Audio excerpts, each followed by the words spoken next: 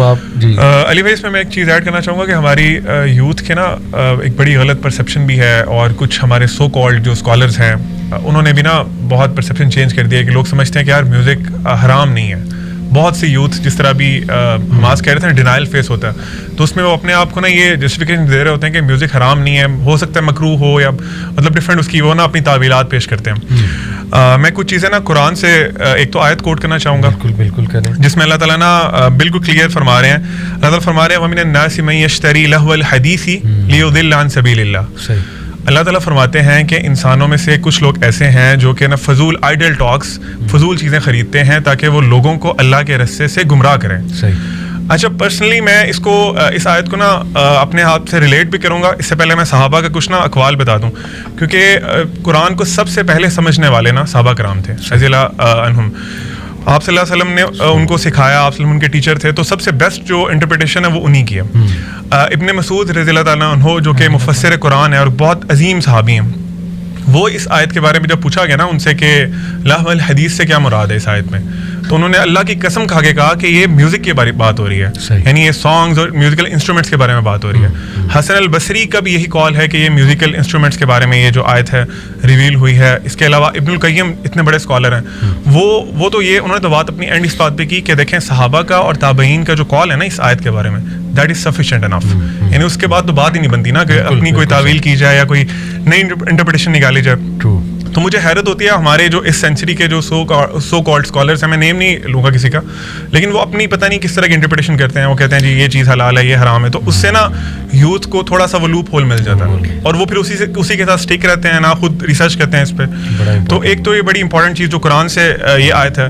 اس کے علاوہ حدیث میں آپ صلی اللہ علیہ وسلم نے بہت سی احادیث ہیں. میں ایک اور چیز کلیئر کرنا چاہوں گا آڈینس کے لیے کہ میوزک کی حرمت پہ, اس کے حرام ہونے پہ بہت ڈیٹا اسلام میں. آپ you can search so many آیات, حدیث, صحیح احادیث ایگزیکٹلی. لیکن میں ایک اور کوٹ کر دوں گا یہاں پہ جسٹ ٹو ایمفسس دیٹ آیا.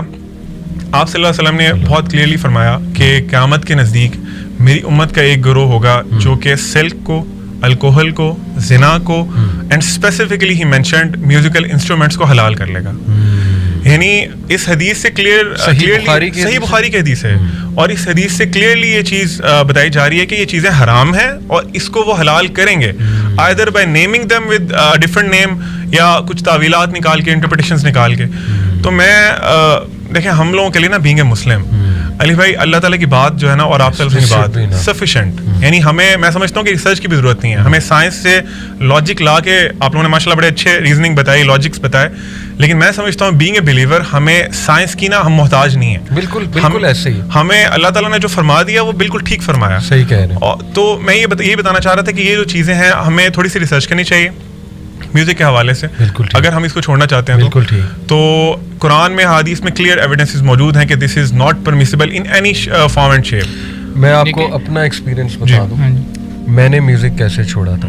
ریئلی کوئی سائیکولوجیکل ریسرچ نہیں, کوئی سائنٹیفک ریسرچ نہیں. ایک دن ڈاکٹر ذاکر نائک کا وہ ایک بہت مشہور پروگرام تھا شاہد مسعود صاحب کے ساتھ, بہت پرانا, شاید مقصود ہیں کہ مسعود ہیں, انہوں نے ARY پہ ڈاکٹر ذاکر نائک کو بلایا تھا ایک.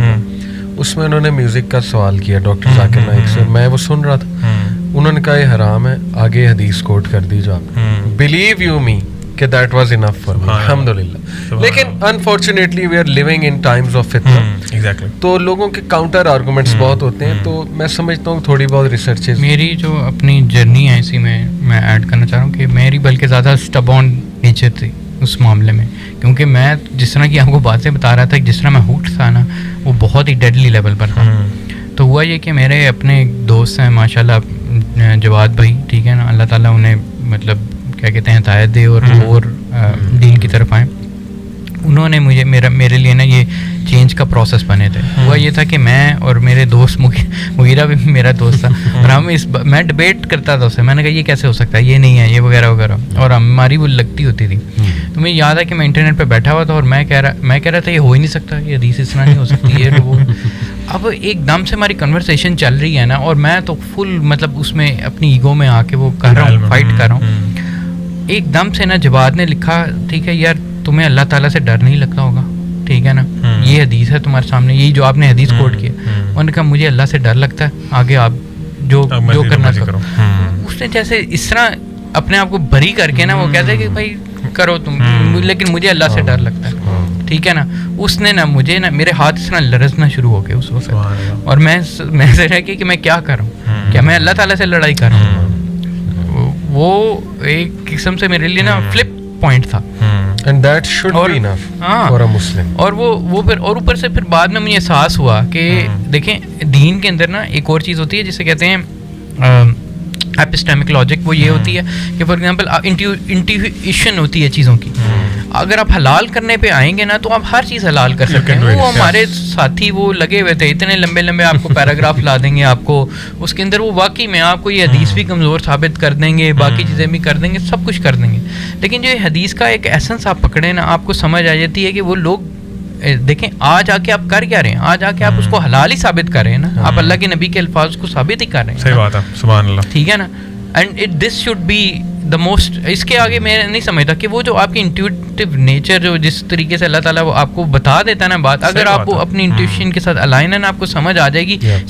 اگر آپ سمجھدار ہو آپ کو سمجھ آ جائے گی. You have to stay back. آگے یہ چیزیں جتنی بھی وہ مینٹل جمناسٹکس ہیں But let's analyze it through our own experience as well, کیونکہ ہم یوتھ کو بتانا چاہتے ہیں کہ ہم نے دونوں سائڈز دیکھی. اچھا آپ سب نے اپنا ایکسپیرینس شیئر کر دیا ہے، میں بھی کروں گا انشاءاللہ. لیکن اس سے پہلے ایک سوال ہے چھوٹا سا کہ میوزک چھوڑ دیتی ہے یوتھ آج کی نا، ان کا ٹائم کیسے گزرے گا؟ اگر وہ سفر پہ جا رہی ہیں، سفر میں سانگ سنتے ہیں ان کا، اس کے بغیر وہ ٹریولنگ نہیں کر سکتے، وہ کیا الٹرنیٹیو ہے؟ کس طرح سے وہ کوپ اپ کریں گے اس کے ساتھ؟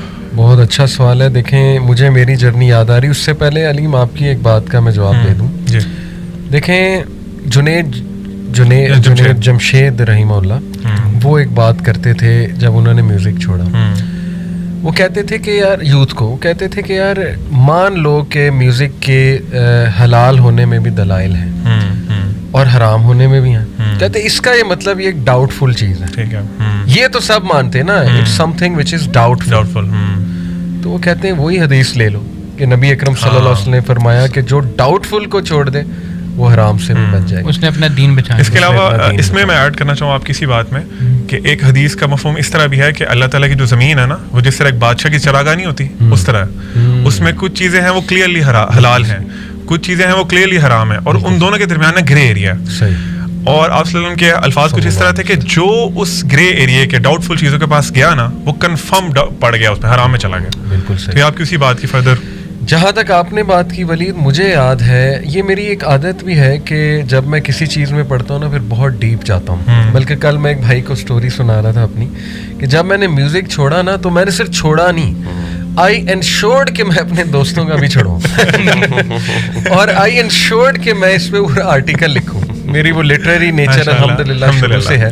میں نے اس میں 40 پیج کا آرٹیکل لکھ چھوڑا اس دور میں، 2007 کی بات ہے. اور میں جیسے وہ مجھے یاد آتا ہے، کمپیئر تو نہیں ہم کر رہے ہیں، ہم تو صحابہ کی خاک کے بھی برابر نہیں ہیں، لیکن کوئی صحابہ کو جب دین ملتا تھا نا تو وہ گلی گلی دروازے کھٹکھٹا کے جیسے حضرت عمر صلی اللہ علیہ وسلم انہوں نے کہا میں نے اسلام قبول کر لیا، ہر ایک کا دروازہ کھٹکھٹا کے آئی انشورڈ کہ میں ہر اپنے دوست کا دروازہ کھٹکھٹا کے اسے وہ آرٹیکل دوں. اس دور میں MIRC تھا، وہاں پہ میں نے پھیلا دیا اپنا آرٹیکل. بڑا کاؤنٹر آیا، بڑا کچھ، لیکن ہم فل آگے سے فائٹ کرنے کے لیے تیار ہیں.